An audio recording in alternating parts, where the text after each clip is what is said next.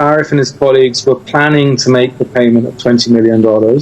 There is no evidence that the payment was made, and there is no evidence that the Sharifs knew that this payment was being planned, and they deny any knowledge of it. So some people I've seen on Twitter have been saying, in response to the article in the Financial Times on Friday, why haven't we written more about this intended payment? And the answer to that is because the article on Friday is about the new news.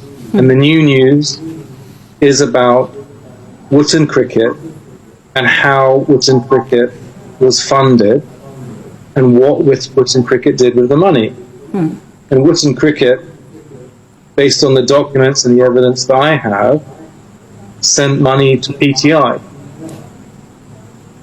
And so that's why we've written this article about PTI. This is the new news.